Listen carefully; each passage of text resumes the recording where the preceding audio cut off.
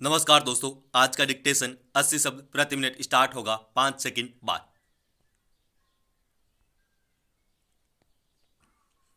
Start.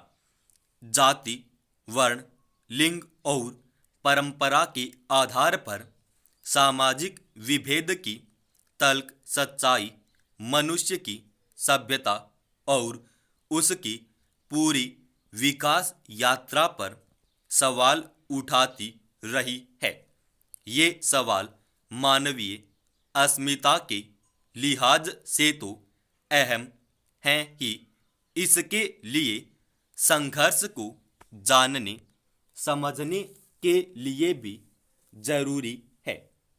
दुनिया भर में औपनिवेशिक साम्राज्यवाद की जड़ें लंबे समय तक इसलिए जमी रहीं कि सामाजिक समरसता के खिलाफ विभेद की रणनीति कारगर रही।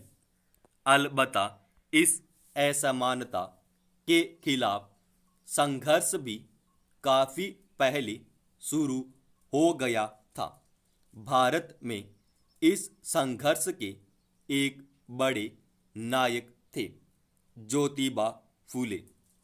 ज्योतिबा का जन्म 11 अप्रैल 1827 को पुणे में हुआ था। उनका पूरा नाम ज्योतिराव गोविंदराव फूले था। वे 19वीं सदी के एक बड़े समाज सुधारक और विचारक थे। ज्योतिबा फूले ने भारतीय समाज में प्रचलित जाति आधारित विभाजन और लैंगिक भेदभाव की पुरजोर मुखालफत की। देश से छुआछूत को खत्म करने और समाज के वंचित तबके को सशक्त बनाने में अहम किरदार निभाने वाले ज्योतिबा फूले ने खास तौर पर महिला शिक्षा के क्षेत्र में ऐतिहासिक महत्व का कार्य किया। महिलाओं की दशा सुधारने और उनकी शिक्षा के लिए ज्योतिबा ने 1854 में एक स्कूल खोला। यह इस काम के लिए देश में पहला विद्यालय था। लड़कियों को पढ़ाने के लिए शिक्षिका नहीं मिली तो उन्होंने कुछ दिन स्वयं यह काम करके अपनी पत्नी सावित्री को इस योग्य बनाया। उच्च वर्ग के लोगों ने आरंभ से ही उनके काम में बाधा डालने की कोशिश की, किंतु जब ज्योतिबा आगे बढ़ते ही गए तो उनके पिता पर दबाव डालकर पत्नी पति को घर से निकलवा दिया।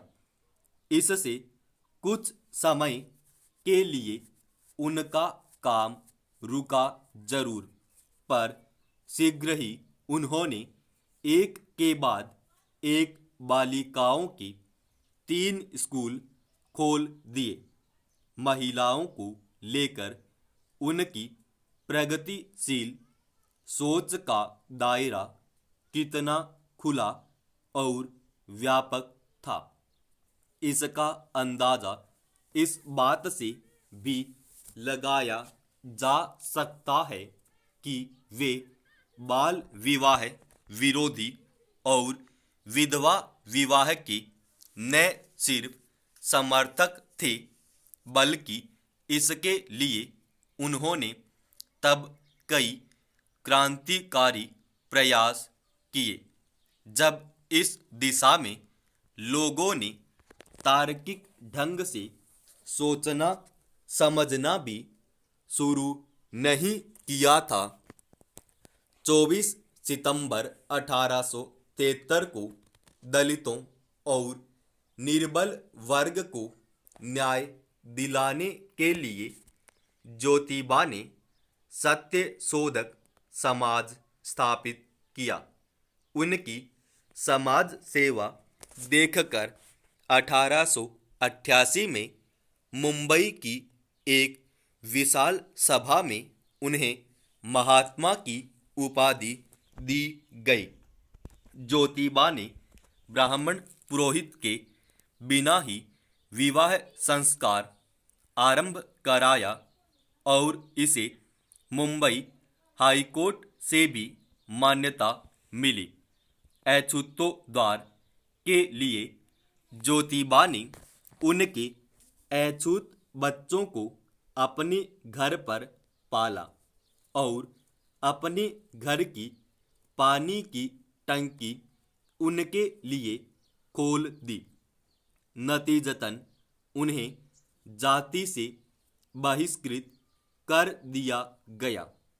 समाज सेवा के कार्यों से उनकी बढ़ती ख्याति देखकर प्रतिक्रियावादियों ने उन्हें मारने का भी षड्यंत्र रचा, पर हत्यारे ज्योतिबा की समाज सेवा देखकर उनके शिष्य बन गए। समाज के दबे कुचले वर्ग के लिए ज्योतिबा ने ब्रितानी शासन से भी टकराने में हिचकिचाहट महसूस नहीं की। इसके एकाधिक प्रमाण उनके जीवन में मिलते हैं। भारत में समाज सुधार आंदोलन के एक बड़े प्रणेता के तौर पर आज भी ज्योतिबा फूले का आदर इसलिए है क्योंकि उनके संघर्ष के रास्ते और मूल्यों के बूते ही देश में सामाजिक न्याय का आंदोलन आज भी आगे बढ़ रहा है और अपने आगे की हर तरह की चुनौतियों से निपट रहा है। समाप्त।